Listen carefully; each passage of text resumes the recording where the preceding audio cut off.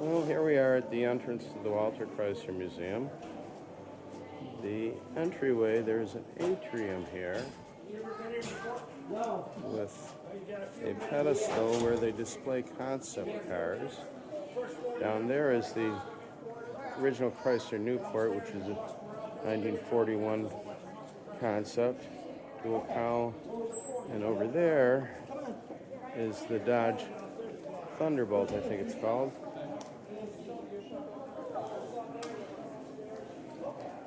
I don't even know. I think it's just called the Thunderbolt. It has a retractable hardtop and an envelope body, hidden headlights, and while it does look somewhat old-fashioned, it was quite advanced for its day.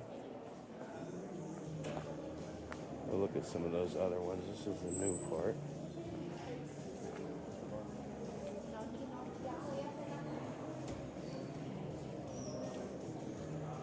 Dual car, cowl car.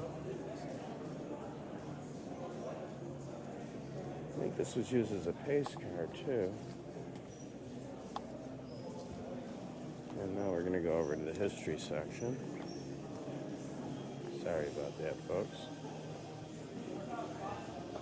Walter Chrysler came from the railroad industry. He was a mechanic and worked his way up to a manager in 1920. He joined Maxwell. I think Walter first worked for GM, though, when he came.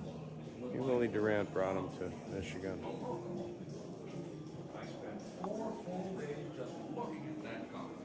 But he was apparently quite a skilled machinist, which is why Chrysler has always been prided itself in engineering. There's a number of displays here: four-wheel hydraulic brakes, downdraft carburetors, the Chrysler Institute of Engineering. This right here is one of the first Chrysler cars, 1924 Chrysler V70 Phaeton. Behind it is one of the first Dodge Brothers cars. They had worked supplying Henry Ford and decided to go into business for themselves. In 1914, I think it's a 1915 model. Over there is one of the original Ramblers, because they have AMCs. Actually, Rambler started out as a bicycle from the Jeffrey Company. That is the first model year of Plymouth. Walter had a busy year in 28. He started Plymouth. He started DeSoto. There's the Dodge Brothers logo. That's a DeSoto. This is a 39 Plymouth Deluxe convertible. I think it looks great. That is a fine-looking automobile. And that is the Chrysler Airflow. Car way ahead of its time. It was a big failure. There's a display back there with a military Jeep. Chrysler had an important role in the arsenal of democracy. And before we get to that, there's 1909 Hudson, another car in AMC's history. This is well, it's not a W. I don't know what you'd call that shape, but it's made out of 5 6-cylinder engines. It was used in Sherman tanks because they needed, a common crankcase. Each engine delivered power through a herringbone gears to a central drive shaft. Total horsepower was 445 and 1,250 cubic inches. And they built 7,500 of them. It is known as the Pentapower, the 30-cylinder tank engine. I don't know how they synchronize those carburetors with unequal length.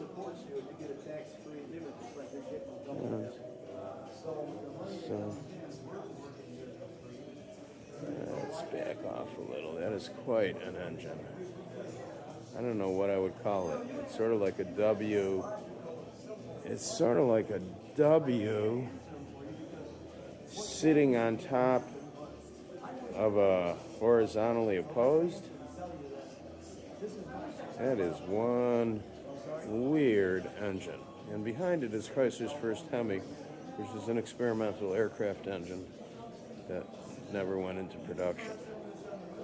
And there's a Dodge Power Wagon. And let's head on upstairs. Let's see the back of these cars.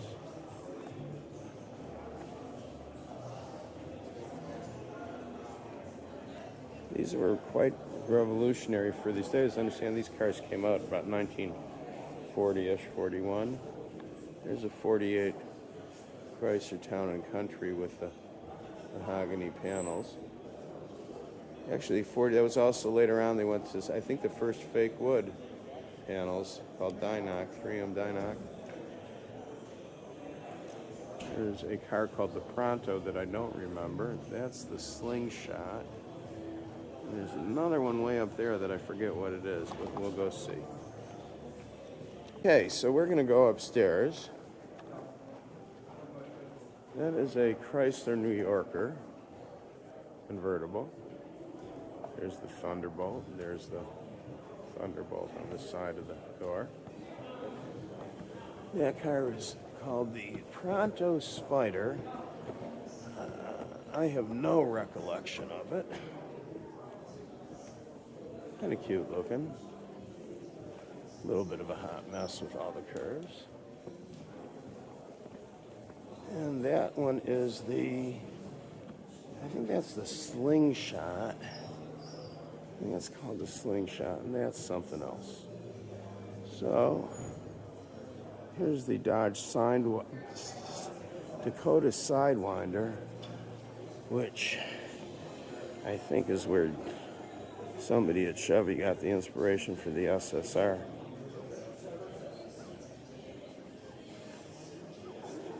Great orange paint. Pearl metallic. And that was supposed to be a $30,000 sports car evoking the Viper. And it's quite attractive, I think. It's called the Copperhead. Up until you get to the front, and it's kind of weird.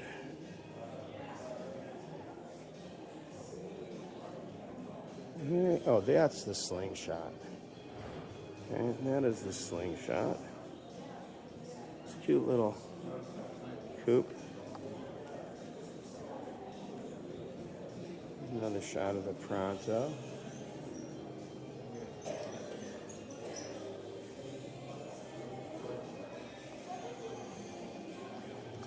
I think that's a Town and Country TNC station wagon.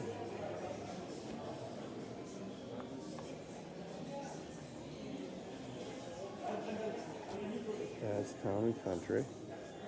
Or the Slingshot.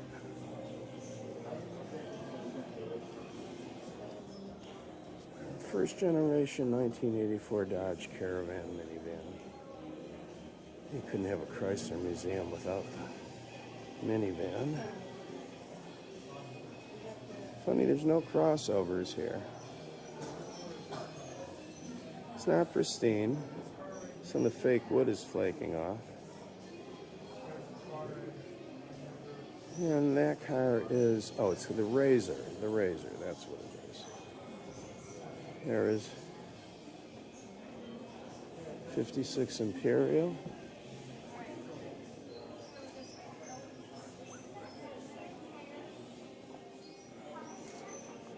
With the gun sight taillights.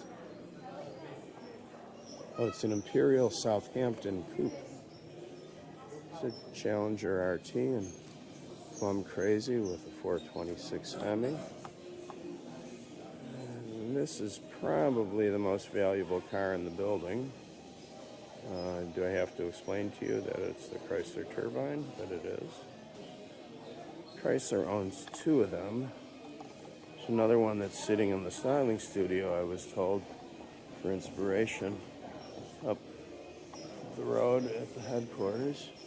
There's a couple, I don't know if that's a functional turbine or just a mock-up and then a cutaway. Let's go take a look inside. Oh God, those seats say 1960s all over them. Thin back pockets with all sorts of aircraft looking controls.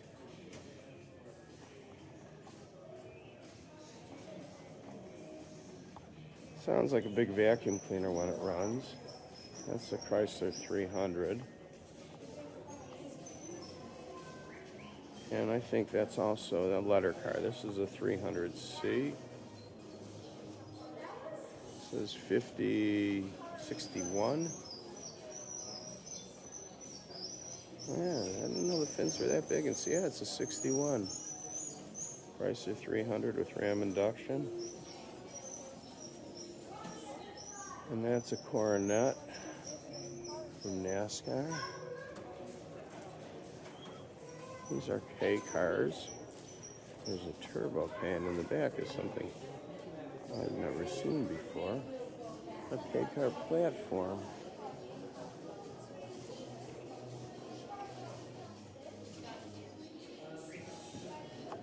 The original minivans were based on that platform too. And, you can see it. There's a turbo. There's a display with some 3D glasses, and I'm shooting with a 3D camera right now.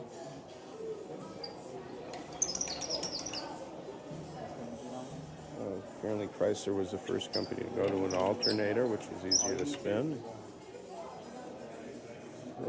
This clear plastic model was used to do stress studies, I think with polarized light.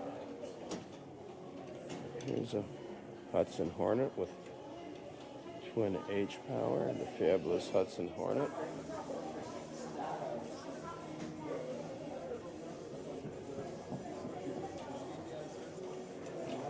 Chrysler's first automatic, the Power Flight. There's the twin H Hudson. There's a Christine car back there. It's a 57. That is a 57 Plymouth Fury, and that is gorgeous. Where are you going? Where are you going? There's a, I'm not sure what this is. It's a 54 New Yorker. And over here is the car that begat the Volkswagen Carmen Ghia. This is the Chrysler Special. Virgil Exner designed a number of show cars with these similar lines.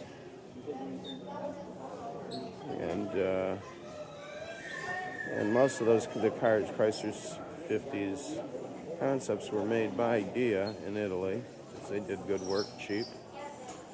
And I think it's Salvatore Savanucci, I'll have to look what his name is. Savanucci, the in-house designer at Ghia, needed a body because Volkswagen wanted to make a little coupe out of the Type 1. And if you look at the car in profile, you can see that shares a roof line, basic lines with the Volkswagen Carmen Ghia. That's a Chrysler Special. And that is the museum. I think we missed one of the original Hudsons down there. And there's the back view of the Razor. Pronto. Newport show car. And that's about it, folks. It's a nice place. Too bad it's closing.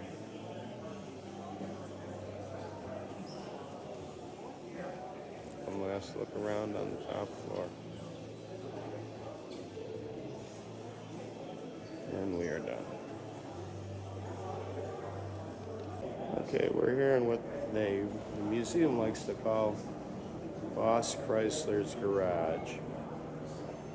And this is where they got some race cars and AMCs.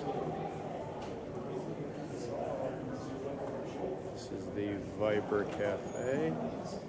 And that's the Viper Competition Coupe concept.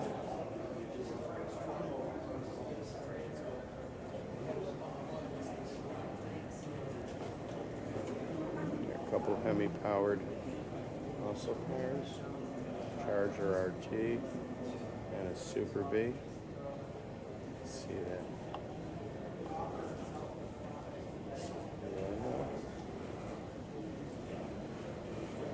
And we are going to, we're going to start by, this is a Jeep that was in Tomb Raider. And these are their trucks. This is a Baja replica, little red express truck.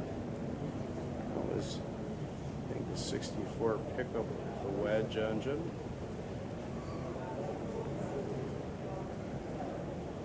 This is one of my favorite vehicles right here.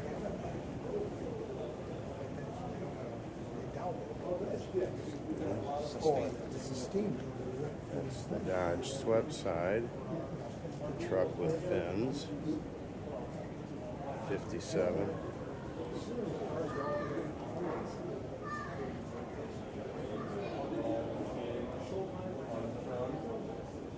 Nice panel truck. Dodge Brothers panel truck. And it's a 34. And that's the 29. That was the first Dodge brand pickup truck. It's the Graham Brothers was rebranded to Dodge after Walter bought the company.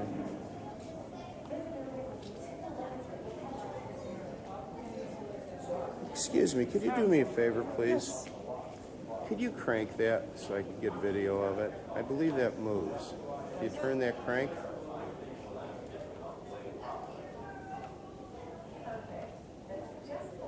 That shows how the sleeve valves work.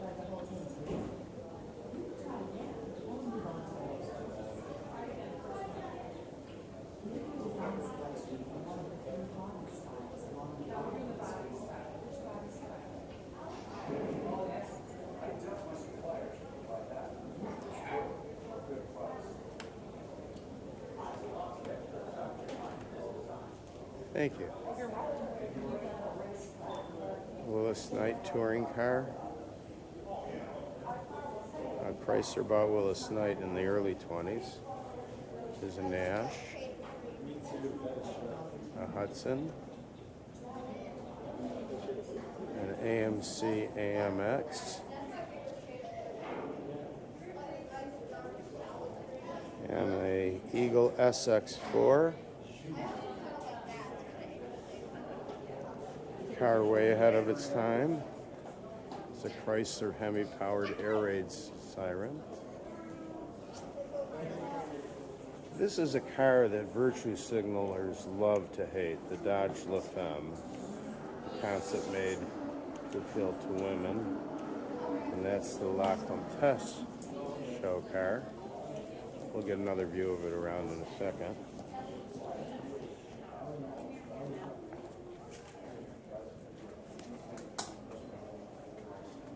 There's a Dodge Viper in there, a Prowler, a purple Prowler.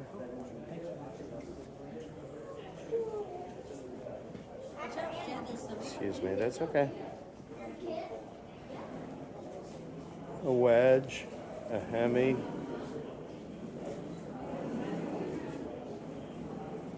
And here is a Hemi Cuda. There are not many of those. And that is a very valuable collector car. Over there's one of my favorite displays. It's the test cell from Highland Park with a dyno and a control panel. It's got a NASCAR Hemi.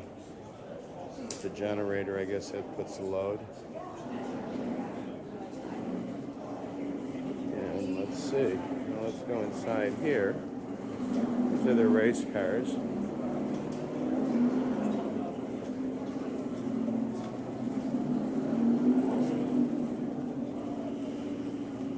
There's a Carrera Panamericana, Mexico. car. Roger Lindemood's Color Me Gone. Very famous drag racer. Not exactly sure what that is. I think that was a spec racing series car. That is a replica of a Le Mans racer that Chrysler raced in Europe at Le Mans. There's a Hemi-powered car with the race pack. This is an interesting car here. This is the Dodge Twin Turbo 2.2. To be honest, looks an awful lot like some GM concepts.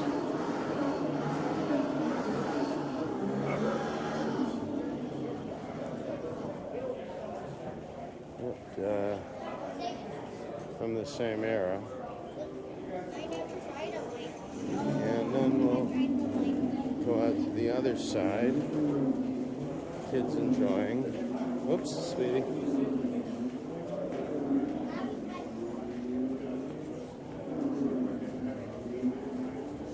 There are 3 Hemis. That's a street Hemi, a racing Hemi, and then a crate motor, mounted crate motor. This car represents the millionth. It isn't the millionth Plymouth sold, but in just 6 years, Walter Chrysler sold a lot of Plymouths. There's Barracuda. The first pony car came out before the Mustang. There's a Chrysler Trifon, which is the airflow concept. And then there's an Imperial airflow. Imperial 36 C10 sedan. And we'll come around again. Oh, I wanted you to see the 235 horsepower on the La Comtesse with its clear roof. There's the Trifon concept again. And we'll walk in. Here's the Chrysler C10.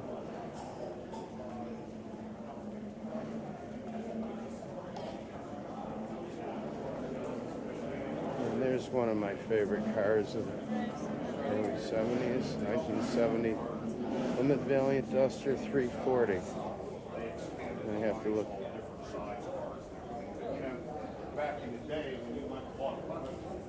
Excuse me, please. Get a better view.